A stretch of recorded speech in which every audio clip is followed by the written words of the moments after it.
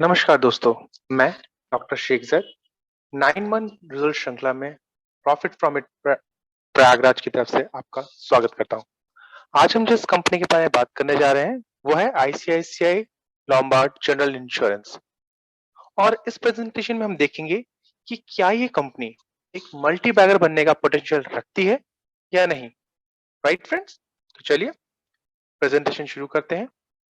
मगर प्रेजेंटेशन शुरू करने से पहले क्या आप जानते हैं कि ये फोटो में कौन है? राइट, ये है मिस्टर वॉरेन बफेट। और ये क्या करते हैं या फिर इनकी कंपनी कौन सी है?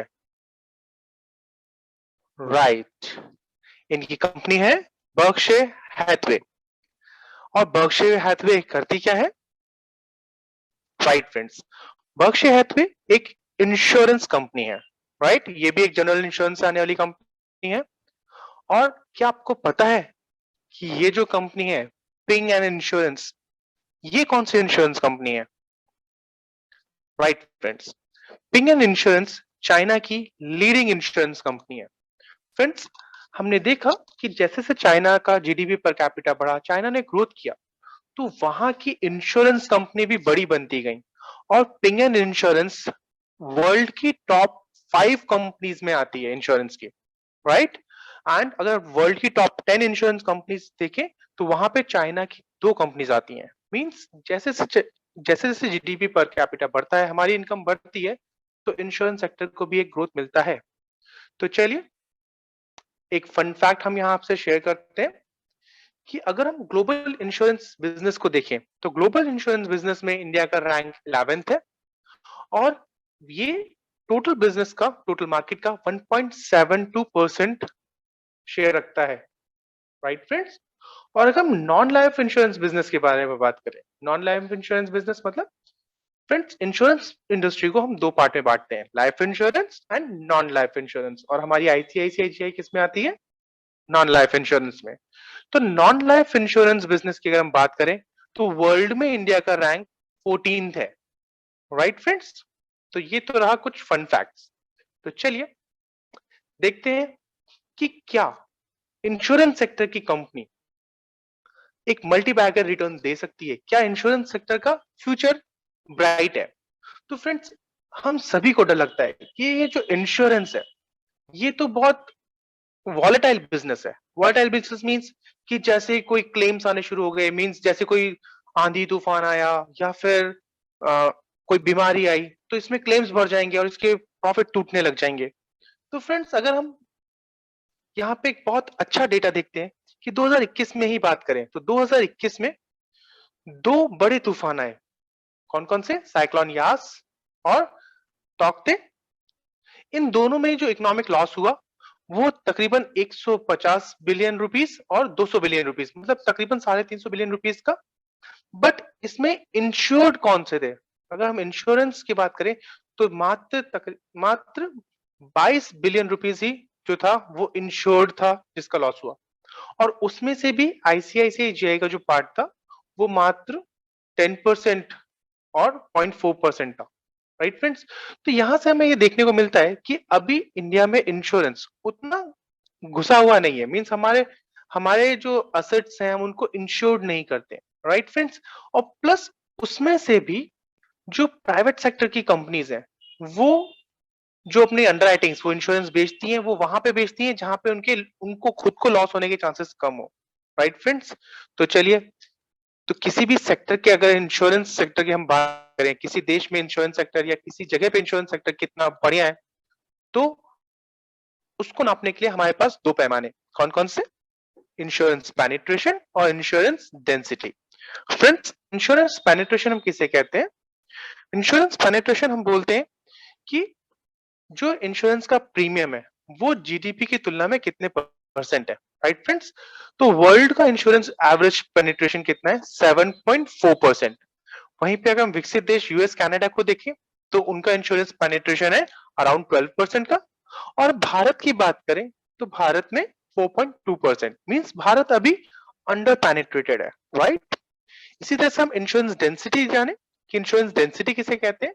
फ्रेंड्स, इंश्योरेंस डेंसिटी कहते हैं कि पर कैपिटा कितना प्रीमियम पे हो रहा है। मीन्स एक इंसान एवरेजली कितना प्रीमियम पे करता है अपने इंश्योरेंस पे। तो अगर हम वर्ल्ड का इंश्योरेंस डेंसिटी देखें तो तकरीबन 809 यूएस डॉलर है। और वहीं पे यूएस एंड कनाडा की इंश्योरेंस डेंसिटी देखें तो वो तकरीबन 7270 यूएस डॉलर है। और इंडिया की अगर हम बात करें तो इंडिया का कितना है फ्रेंड्स, मात्र 78 यूएस डॉलर्स। मींस यहाँ पे भी हम अभी, क्योंकि हमारी इनकम भी कम है, अभी हम विकसित हो रहे हैं, तो हमारा पर कैपिटा इंश्योरेंस की जो हमारा खर्च है वो भी कम है। Right friends? तो आखिर ऐसे कौन कौन सी चीज है जो इंडियन इंश्योरेंस इंडस्ट्री को एक ग्रोथ देगी भविष्य में? सबसे पहली बात, हमारी लार्ज पॉपुलेशन। मीन्स हमारे पास डिमांड अच्छा हो सकता है क्योंकि पॉपुलेशन ज्यादा है। राइट? प्लस ये अभी अंडर पेनिट्रेटेड है, जैसे कि हमने पिछले डेटा में देखा ही था। अंडर पेनिट्रेशन की वजह से क्या होता है फ्रेंड्स कि अभी कंपनीज के पास ऑर्गेनिक ग्रोथ का बहुत स्कोप है। Right friends?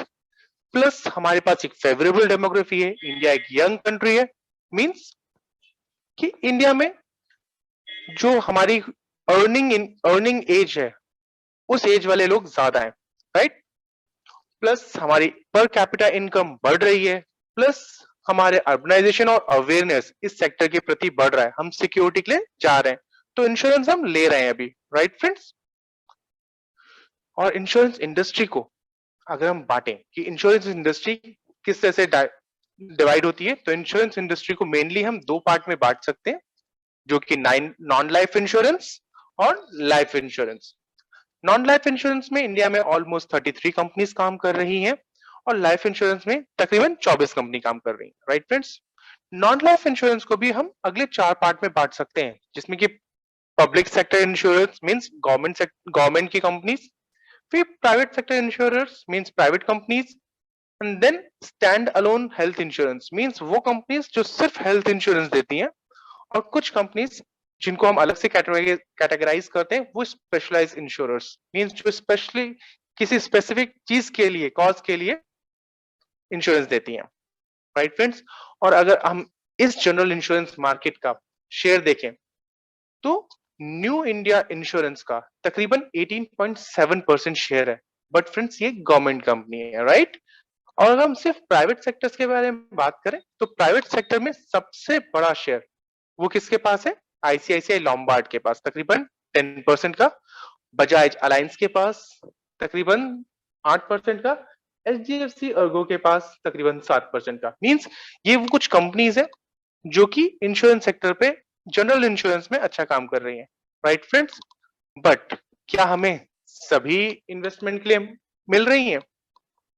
फ्रेंड्स, अगर हम लिस्टेड कंपनीज के बारे में बात करें तो मार्केट में दो तरह की कंपनीज हैं। एक वो कंपनीज जो डायरेक्ट लिस्टेड है, डायरेक्टली लिस्टेड जैसे ICICI, GI, star health. Right friends? और कुछ कंपनीज ऐसी हैं जो डायरेक्टली लिस्टेड नहीं है, उनकी पेरेंट कंपनी मार्केट में लिस्टेड है। तो अगर हमको उनमें इन्वेस्ट करना है तो हमको उनकी पेरेंट कंपनी के शेयर मिलेंगे। Right friends? जैसे अभी अगर आप बजाज फिनसर्व लेते हैं तो साथ में आपको बजाज अलायंस का शेयर मिलेगा। राइट? अगर हमको बजाज अलायंस में इन्वेस्ट करना है तो हमको फिनसर्व लेना पड़ेगा, हमको डायरेक्टली बजाज अलायंस नहीं मिलता। इसी तरह एचडीएफसी अर्गो को अगर हमको लेना है तो हमें क्या लेना पड़ेगा? एचडीएफसी। Right friends? तो चलिए हम बात करते हैं डायरेक्टली लिस्टेड जर्नल इंश्योरेंस की कंपनीज के बारे में। तो सिर्फ चार कंपनीज हैं जो डायरेक्टली लिस्टेड है। उसका total market cap around 1.6 lakh crore का है। इस 1.6 लाख करोड़ का majority of share ICICI GI का ऑलमोस्ट 41.4% का है। Right friends? अगर हम इन्हीं लिस्टेड डायरेक्टली लिस्टेड कंपनीज के नेट प्रीमियम की बात करें तो नेट प्रीमियम में आईसीआईसीआई जीआई का जो शेयर है वो मात्र 12.6% है। Right friends? और जो बड़ा शेयर है वो किसके पास है? जीआईसी और जनरल इंश्योरेंस और नेशनल इंश्योरेंस के पास। Right friends? तो ये ऐसा क्यों? फ्रेंड्स, ये जो दोनों कंपनी है ये गवर्नमेंट इंश्योरर्स हैं। फाइन? पब्लिक इंश्योरेंस क्या है? ये बहुत लंबे समय से मार्केट में है और आईसीआईसीआई का जन्म तो अभी रिसेंटली हुआ है। Right friends?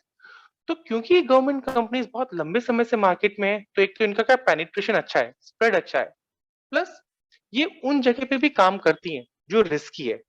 और हमारी जो प्राइवेट सेक्टर की कंपनीज है वो बहुत ज्यादा रिस्क वाले सेक्टर में इंश्योरेंस नहीं बेचती हैं, राइट फ्रेंड्स। इसीलिए हम देखते हैं नेट प्रीमियम में जो पार्ट है वो जनरल इंश्योरेंस का और नेशनल इंश्योरेंस का ज्यादा है, राइट। बट ये आईसीआईसीआई का ये भी बहुत अच्छा प्रीमियम कलेक्शन कर रहे हैं, राइट फ्रेंड्स। अगर इसी को हम प्रॉफिट कन्वर्टेबिलिटी देखें तो प्रॉफिट में हम देखते हैं कि आईसीआईसीआई ऑलमोस्ट 30% का प्रॉफिट जनरेट कर रही है पूरे सेक्टर के प्रॉफिट में से। मींस अगर 42,000 करोड़ का प्रॉफिट अगर पूरे लिस्टेड कंपनीज ने किया है तो उसमें से तकरीबन 1400 करोड़ का प्रॉफिट सिर्फ आईसीआईसीआई ने किया, राइट फ्रेंड्स। ऐसा क्यों? बिकॉज इनकी प्रॉफिटेबिलिटी अच्छी है। ऐसा क्यों हो रहा है? तो इसका इफेक्ट हम देखते हैं इनके मार्जिन से, कि कोई भी कंपनी अपने प्रॉफिट का, अपने सेल्स का कितना परसेंट हिस्सा प्रॉफिट के रूप में ले जाती है उसको मार्जिन कहते हैं। और जो मार्जिन है वो आईसीआईसीआई का 14% है। मींस ये स्मार्टली काम करते हैं। ये उन जगहों पे इंश्योरेंस बेचते ही नहीं जो रिस्की है, राइट फ्रेंड्स। और यहीं पे ये जो गवर्नमेंट सेक्टर की कंपनीज है वो मार खाती हैं, राइट फ्रेंड्स। इनके मार्जिन कम है। वहीं पे आईसीआईसीआई का एक अच्छा मार्जिन है। फ्रेंड्स हमने यहाँ पे स्टार हेल्थ को क्यों नहीं लिया? हमने यहाँ पे स्टार हेल्थ को इसलिए नहीं लिया because last year star health ने लॉस किया था, राइट फ्रेंड्स। साथ ही एक बहुत अच्छा रेशियो होता है, वो होता है incurred claim ratio. Incurred claim ratio friends किसे कहते हैं? कि कोई भी कंपनी जितना प्रीमियम कर रही है और उसके पास जितना क्लेम आ रहा है उसके क्लेम उसके प्रीमियम का कितना परसेंट है। आईसीआईसीआई का कितना है incurred claim claim ratio? 68.6%। And वहीं पे एनआईएसीएल नेशनल इंश्योरेंस और जनरल इंश्योरेंस का कितना है 84 एंड 92%। ऐसा क्यों? बिकॉज आईसीआईसीआई स्मार्टली अपने इंश्योरेंस को बेचती है, राइट। क्योंकि इनका काम है प्रॉफिट गेन करना, बिकॉज प्राइवेट सेक्टर है, राइट। वहीं पे जो गवर्नमेंट वाली जो कंपनीज होती हैं वो ज्यादातर उस जगह पे काम करती है जहां पे हम लोगों को सिक्योरिटी देनी है। ये कुछ रिस्क की जगह पे भी अपने इंश्योरेंस बेचती है। दैट इज वाई इनका क्लेम भी ज्यादा आता है, राइट फ्रेंड्स। तो चलिए ये तो रहा इस सेक्टर के बारे में। तो कुछ जाने कि आईसीआईसीआई लॉम्बार्ड ये है क्या, ये क्या करती है और ये कैसे हुई शुरू, right friends. ICICI general Lombard, ICICI general 2001 में आईसीआईसीआई बैंक और फेयरफैक्स फाइनेंशियल होल्डिंग्स के बीच में एक जॉइंट वेंचर के रूप में स्टार्ट हुई। और आज ये भारत का सबसे बड़ा प्राइवेट सेक्टर का जनरल इंश्योरेंस का, प्राइवेट सेक्टर की जनरल इंश्योरेंस की कंपनी है, राइट फ्रेंड्स। और इसी साल उसने भारतीय एक्सा जनरल इंश्योरेंस को शेयर स्वैप डील के जरिए अक्वायर किया। अब ये शेयर स्वैप डील क्या होता है फ्रेंड्स? शेयर स्वैप डील्स मतलब इन्होंने भारतीय एक्सा को अपने कुछ इक्विटी शेयर्स देकर खरीदा है। तो इसका इफेक्ट हमें कहां मिलेगा फ्रेंड्स? इसका इफेक्ट हमें मिलेगा इसकी ईपीएस पे। मींस आईसीआईसीआई जीआई की इक्विटी बढ़ जाएगी, राइट फ्रेंड्स। अगर इक्विटी बढ़ेगी तो इसका क्या इफेक्ट पड़ेगा फ्रेंड्स? इसका इफेक्ट पड़ेगा कि अगर हमारे प्रॉफिट बढ़ते हैं तो कंपैरेटिवली ईपीएस उतना नहीं बढ़ेगा, राइट फ्रेंड्स, बिकॉज इक्विटी बढ़ गई है। वहीं पे अगर हमारे प्रॉफिट कम होते हैं तो कंपैरेटिवली ईपीएस ज्यादा कम होगा बिकॉज इक्विटी बढ़ गई है, राइट फ्रेंड्स। ये हम ध्यान रखेंगे। तो इस चीज का इफेक्ट हम देखते हैं कि क्या आगे आया है कि नहीं आया, क्या आगे आता है कि नहीं आता, ये हमें हमारे रिजल्ट में मिलेगा, राइट।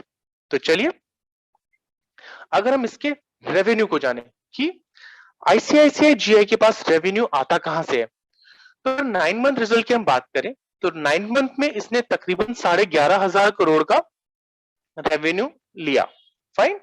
इसमें तकरीबन 33% का ग्रोथ हमें मिला, राइट। और इसका जो मेजॉरिटी ऑफ रेवेन्यू आता है वो मोटर इंश्योरेंस से आता है। ऑलमोस्ट मोर देन 50% का रेवेन्यू मोटर इंश्योरेंस से आता है। और अगर मोटर और हेल्थ दोनों को मिला ले तो मोर देन 70% का रेवेन्यू सिर्फ मोटर और हेल्थ इंश्योरेंस से आता है। और अगर मोटर इंश्योरेंस की 9 मंथ के ग्रोथ के बारे में बात करें तो मोटर इंश्योरेंस में तकरीबन 32% का 9 मंथ ग्रोथ आया, राइट। तो ये तो रहा इसका रेवेन्यू। बट इसके खर्चे कहां पे हैं ये जानना भी किसी भी कंपनी में बहुत जरूरी है। बिकॉज अगर उसके खर्च बढ़ेंगे तो हम उसका इफेक्ट उसके प्रॉफिटेबिलिटी पे देखेंगे ही देखेंगे। 9 मंथ रिजल्ट में ऑलमोस्ट एक्सपेंस 11,000 करोड़ का रहा, जिसमें कि हम 43% का ग्रोथ देखते हैं। बट जो इसका मेजर एक्सपेंस है वो है क्लेम्स का, और क्लेम में हमने देखा कि 9 मंथ में ऑलमोस्ट 48% का ग्रोथ रहा। मींस यहाँ पे जो इसका मेजर एक्सपेंस है वो ज्यादा हुआ, राइट? अगर मेजर एक्सपेंस ज्यादा हुआ तो इसका इफेक्ट हम कहां देखेंगे? यस, इसका इफेक्ट हम देखेंगे इसके प्रॉफिट्स पे। तो वो हम आगे जब इसका करंट ट्रेंड देखेंगे तब हम उसको डिस्कस करेंगे, राइट? तो इसको याद रखिएगा कि इसका मेजर एक्सपेंस जो है वो ज्यादा हुआ है। ओके, तो चलिए इस कंपनी में इन्वेस्ट करने से पहले हमारे पीयर इन्वेस्टर, हमारे साथी कौन कौन है वो देखें। तो प्रोमोटर्स की होल्डिंग के बाद में जो बड़ा हिस्सा है तकरीबन 42% का, वो बड़े इन्वेस्टर्स के पास है, जिसमें FPI, QIBs, mutual funds, bank, alternate investment funds वगैरह आते हैं, राइट? और अगर हम देखें जब प्रमोटर ने अपनी होल्डिंग घटाई तो उसको लिया किन्होंने? उन्होंने उनको ज्यादातर लिया किसने? एफपीआईज ने और म्यूचुअल फंड बड़े इन्वेस्टर्स ने। एफबीआई और क्यूआईबीज ने पिछले 4 सालों में अपना स्टेक 6% से बढ़ाकर 30% कर लिया है, राइट? मींस वो यहाँ पे उस ग्रोथ को देख पा रहे हैं जो कि हम रिटेलर्स नहीं देख पा रहे, क्योंकि हमने अपना स्टेक कितना कर लिया? 29% से घटाकर 10%, राइट? तो आखिर वो ऐसा क्या देख पा रहे हैं, ये हम जानने की कोशिश करते हैं। तो इसको जानने के लिए हमें हिस्टोरिकल ट्रेंड देखना पड़ेगा कि पास्ट में कंपनी का परफॉर्मेंस कैसा रहा। फ्रेंड्स, हिस्टोरिकली अगर हम देखें, हिस्टोरिकली जो इसका नेट प्रीमियम था ये 7,750 करोड़ से बढ़कर लास्ट ईयर इसने नेट प्रीमियम कलेक्ट किया तकरीबन 10,000 करोड़ का। मींस पिछले 15 सालों में अपना प्रीमियम, नेट प्रीमियम इसने 15 गुना कर लिया 20% के सीएजीआर से। तो फ्रेंड्स, क्या ये ग्रोथ हमें नहीं दिख रहा? नहीं, हमें तो इसके प्राइस दिख रहे हैं। बट जो बड़े इन्वेस्टर्स हैं उनको ये ग्रोथ दिख रहा है, उनको ये दिख रहा है कि ये कंपनी कहां जा सकती है, राइट फ्रेंड्स? और इसी को अगर हम प्रॉफिट में देखें कि क्या प्रॉफिट कैसा रहा, तो फ्रेंड्स हमने ये देखा कि पिछले 15 सालों में 50 करोड़ का प्रॉफिट बढ़कर तकरीबन 1500 करोड़ हो गया। मींस तकरीबन 29 गुना प्रॉफिट हो गया 25% के सीएजीआर में।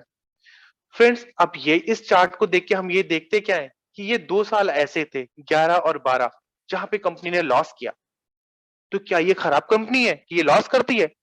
फ्रेंड्स, ये वो इनिशियल समय था जब कंपनी बन रही थी, राइट? और ये वो समय था जब प्राइवेट सेक्टर की ऑलमोस्ट सभी कंपनी ने लॉस किया। अगर हम बजाज अलायंस के रिजल्ट्स को देखें तो यहाँ पे उसने भी लॉस किया था। बट एक बार जैसे ही आईसीआईसीआई जीआई प्रॉफिट में आई तो इसने लगातार अपना प्रॉफिट बढ़ाया है, राइट? और अगर हम इसी को इसके रिजर्व पे देखें कि क्या कंपनी का मैनेजमेंट रिजर्व बढ़ा पा रहा है, तो देखें कि जहां पे 2006 में 128 करोड़ रिजर्व था, वो 2021 में तकरीबन 7,000 करोड़ हो गया। मींस 55 गुना। इस रिजर्व से हमको क्या मालूम पड़ता है फ्रेंड्स कि ये एक हाई कैश फ्लो वाली, मींस कैश जनरेट करने वाली कंपनी है, इसी वजह से इसका रिजर्व बढ़ता जा रहा है, राइट? ये तो रहा हिस्टोरिकल बिहेवियर कि पास्ट में कंपनी ने ऐसा किया। तो क्या फ्यूचर अभी चल क्या रहा है, ये देखे ना कि मतलब अभी क्या चल रहा है। पास्ट तो वो कुछ भी कर सकता है, अभी क्या, अभी वो ऐसा कर पा रहा है, अभी क्या उसका पॉजिटिव इंपैक्ट है कुछ, वो देखते हैं। तो इसको जानने के लिए हमें देखना चाहिए करंट ट्रेंड कि करंट ट्रेंड में हो क्या रहा है। अगर हम H1 रिजल्ट के बारे में बात करें तो अगर हम क्वार्टरली रिजल्ट में ईयर एंड में देखते हैं कि net premium last year and में 11% से बढ़ा, क्वार्टर वन में 17% से बढ़ा, H1 में 24% से बढ़ा। तो हमारी ये एक्सपेक्टेशन थी जब हमने H1 रिजल्ट प्रेजेंट किया था, तब हमारी एक्सपेक्टेशन थी कि रिजल्ट 25% से आएगा, राइट फ्रेंड्स? याद करिए चिराग भाई का जो प्रेजेंटेशन था उसमें हमने 25% का एक्सपेक्टेशन रखा था, बट जो रिजल्ट आया वो 20% के ग्रोथ से आया। मींस हमारे एक्सपेक्टेशन से थोड़ा कम, बट ये 20% भी एक अच्छा ग्रोथ है, राइट? और हमारी ये एक्सपेक्टेशन है कि ईयर एंड तक ये 18% का ग्रोथ तो दिखाई देना चाहिए, राइट फ्रेंड्स? वही अगर हम प्रॉफिट के बारे में बात करें तो प्रॉफिट में ईयर एंड में 23% का ग्रोथ दिखा था हमें, क्वार्टर वन में -2% का ग्रोथ दिखा, H1 में -21% का। हमारी एक्सपेक्टेशन थी 5% ग्रोथ की, बट हमको कौन सा मिला, -15% ग्रोथ। तो फ्रेंड्स ये जो -15% ग्रोथ मिला, ये क्यों? बिकॉज याद करिए हमारा एक्सपेंस बढ़ा था, मेजर एक्सपेंस जो क्लेम था वो बढ़ा था। तो हम इसका इफेक्ट देख पा रहे हैं कि भले ही प्रॉफिट में 20% का ग्रोथ मिला, बट उसको भले ही रेवेन्यू में इन इन प्रीमियम में 20% का ग्रोथ मिला, बट उसको क्या हमने कन्वर्ट कर पाए प्रॉफिट में? नहीं, बिकॉज क्लेम्स ज्यादा है तो उतना प्रॉफिट नहीं मिला। तो हम जो ये है, इससे इसकी वजह से हमारी जो एक्सपेक्टेशन इस साल की एंड तक रहेगी वो तकरीबन -12% की रहनी चाहिए। मींस हमारा शॉर्ट टर्म ग्रोथ क्या है? शॉर्ट टर्म हमारा ग्रोथ का एक्सपेक्टेशन है कि प्रीमियम इनकम में 18% का ग्रोथ और प्रॉफिट में -12% का ग्रोथ। और लॉन्ग टर्म फ्रेंड्स हम ये जानते हैं कि एक अच्छा स्कोप है, तो लॉन्ग टर्म में हम रेवेन्यू और प्रॉफिट में 13% का ग्रोथ एक्सपेक्ट कर सकते हैं। Right friends? तो इस एक्सपेक्टेशन के साथ हमारा फ्यूचर क्या दिखता है? तो इस एक्सपेक्टेशन के साथ अगर हम फ्यूचर देखें तो सन 2022 में ये कंपनी तकरीबन 12,500 करोड़ का नेट प्रीमियम कलेक्ट करेगी, जो कि अपना lifetime high net premium होगा। Means lifetime high sales तो आ रही है इस साल।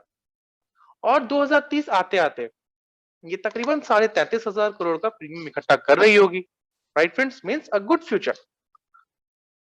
बट प्रॉफिट के बारे में बात देखें तो 2022 में हमारा प्रॉफिट की एक्सपेक्टेशन तकरीबन 1300 करोड़ का नेट प्रीमियम प्रॉफिट होने का है। ये जो 1300 करोड़ का नेट प्रॉफिट है, ये life time high net profit नहीं है। अगर ये life time high net profit नहीं है, मींस हमको यहाँ पे प्रॉफिटेबिलिटी में थोड़ा सा प्रॉब्लम देखने को मिल रहा है। क्लेम्स बढ़ रहे हैं, मेजर कॉस्ट बढ़ रहा है, बट फ्यूचर तो अच्छा है। ये जब प्रॉब्लम्स कुछ कम होंगी तो हम ये देखेंगे कि ये कंपनी वापस से ग्रो करते हुए 2030 में तकरीबन 3,500 करोड़ का प्रॉफिट कर रही होगी। और इस हिसाब से अगर हम इस कंपनी की फेयर वैल्यू देखते हैं तो फेयर वैल्यू 2022 की हमको एक्सपेक्टेड तकरीबन 1100, 1150 की, 1141 की। और वहीं पे 2030 में हम इसकी फेयर वैल्यू एक्सपेक्ट करते हैं तकरीबन 3,000 की। Right friends? बट ये तो रहा technical fundamental. But technically charts क्या बोल रहा है? टेक्निकली अगर हम चार्ट को देखें तो अभी कंपनी एक करेक्शन मोड में है। ये करेक्शन क्यों है? बिकॉज भले ही डिमांड बढ़ी हो बट प्रॉफिट टूटे। जब ये प्रॉफिट टूटे हैं तो ये कंपनी हमें एक अच्छे वैल्यूएशन पे मिल सकती है। तो ये 1300 से 1100 की जो रेंज है, ये एक अच्छा बाइंग लेवल हो सकती है। और हमारा शॉर्ट टर्म टारगेट तकरीबन 1798 का, मींस हमारा शॉर्ट टर्म टारगेट 1798 का। और इस तरह की कंपनी को हमको मल्टी ईयर रैली के लिए होल्ड करना चाहिए। और श्योरली हमारे पोर्टफोलियो में एक इंश्योरेंस की कंपनी होनी चाहिए। और आईसीआईसीआई को हम 2% तक अपने पोर्टफोलियो में रख सकते हैं। Right friends? तो फ्रेंड्स लास्ट में ये मेरा डिस्क्लेमर कि ये जो वीडियो है ये सिर्फ एजुकेशनल पर्पस के लिए है। प्लीज बाइंग और सेलिंग से पहले या तो खुद का रिसर्च करें या फिर अपने फाइनेंशियल एडवाइजर से सलाह लें। Thank you so much for hearing me and thank you Piyush sir हमको ये सिखाने और आगे बढ़ाने के लिए। Thank you so much.